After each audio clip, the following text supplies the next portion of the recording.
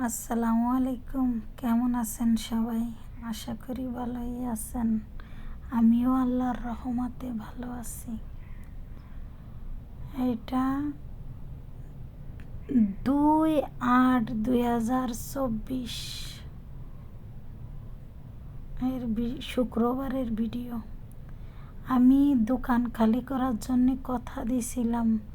মনে করেন যে রিলস ভিডিও যদি বানাই, এদিক সেদিক তো যাওয়া লাগে না, জায়গায় বসে থেকে রিলস ভিডিও বানানো লাগে। কিন্তু আপনারা যারা ভিডিও দেখেন আমার, তারা তো জানেন আমার ভিডিও এক জায়গা থেকে বানানো হয় না, নানান জায়গা ঘোরাঘুরি করে তারপরে ভিডিও তৈরি করা লাগে। সেক্ষেত্রে আমার আর দোকানে বসা হয় না।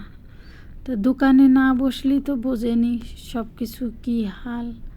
তো আমি চাচ্ছিলাম যে সবগুলো আমি বাসায় নিয়ে এসে অনলাইনে যেটা পারি বিক্রি করব, আর আশেপাশের মানুষেরা তো আছেই, আর যদি কেউ না কেনে, নানি তো আছেই, নানি নেবে।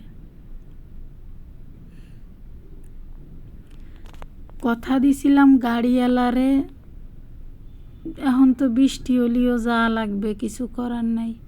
তো বৃষ্টি হচ্ছিল, আমি সকালবেলা ফোন দিছি গাড়িওয়ালারে, বলছে যে আচ্ছা ঠিক আছে আপনি আসেন। আমি যেই অর্ধেক রাস্তায় গেছি, গাড়িওয়ালার ফোন আসছে, বলছে আপু আজকে যদি আসেন আপনার মাল জিনিসের ক্ষতি হয়ে যাবে, আপনার সব কিছু ভিজে যাবে। আমি বললাম যে তাও কথা, এই যে এই পাশে লাল গোলাপি কালার রেনকোট পরা, আমি বোরকা পরছি, তার উপরে হিজাব পরছি, তার উপরে রেনকোট পরছি, তার উপরে ছাতা, কীরকম প্যাকটা নাই হয়েছিলাম। এমনভাবে রেডি হয়ে বেরোইছি, বাইরে এসে গাড়ি ধরছি, বলছে 30 টাকা ভাড়া। আমি বলছি আচ্ছা ঠিক আছে।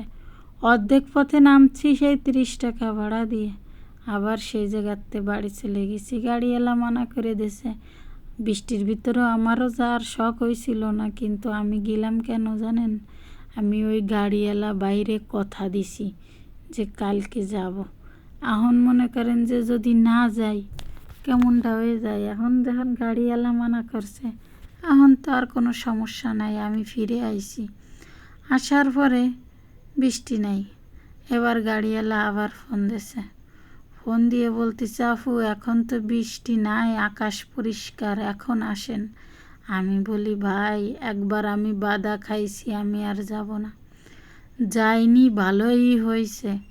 তার কারণ তারপরে এত বৃষ্টি হয়েছে বলার মতো না। যদি যেতাম তাহলে লাখ লাখ টাকা লোকসান হয়ে যেত আমার। একটা দোকানে তো আর একটা দুটো জিনিস থাকে না, জানেনই তো।